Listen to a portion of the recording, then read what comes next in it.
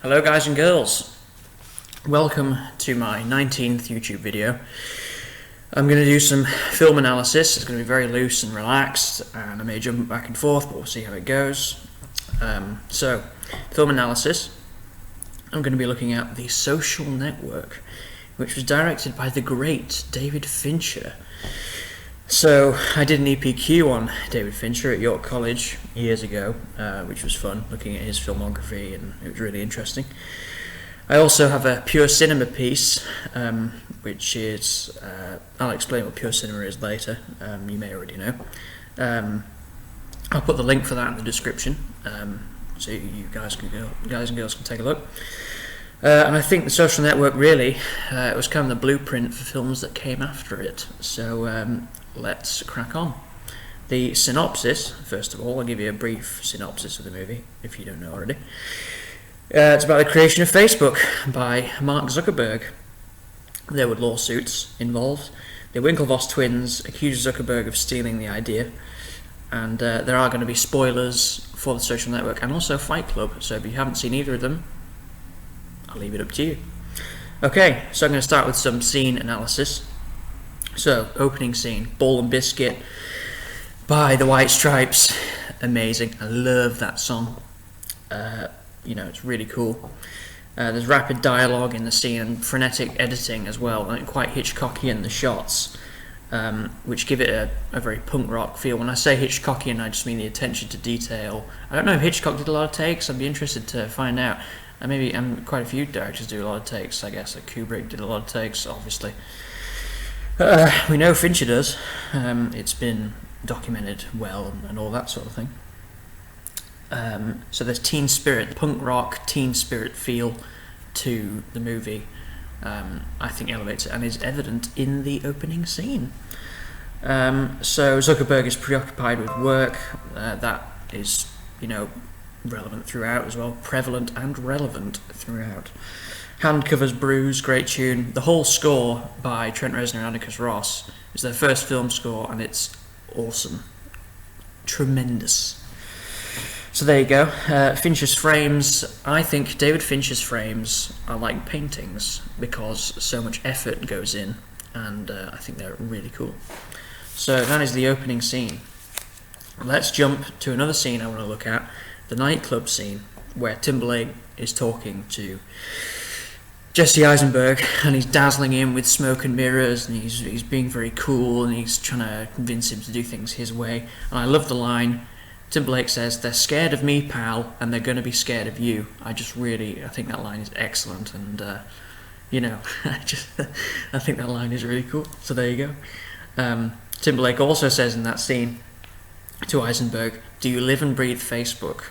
And no surprise, Eisenberg says yes. And as I may have mentioned earlier, Eisenberg, as Zuckerberg, he clearly prioritizes work and either college life or his idea, Facebook.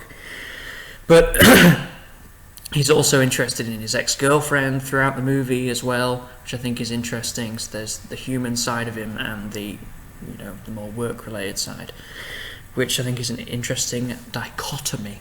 So there you go. Another scene I want to look at, the third scene I want to look at, is commonly referred to as the Eduardo rage scene. So there you go. I think that's pretty cool. When Eduardo, played by Andrew Garfield, comes to the office, he sees an eyes mural. He says it's an ambush, in the scene.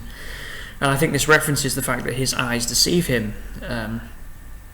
He finds out he's been screwed out of the company, essentially.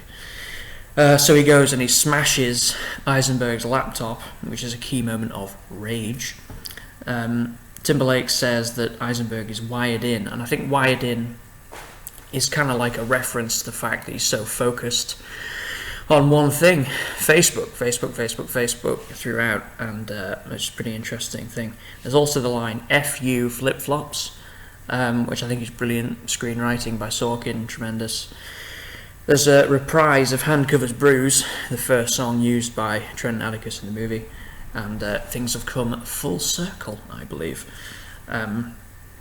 He's doing well. Eisenberg, playing Zuckerberg, he's doing well but his friends think he's an a-hole. So that's sort of a full circle moment.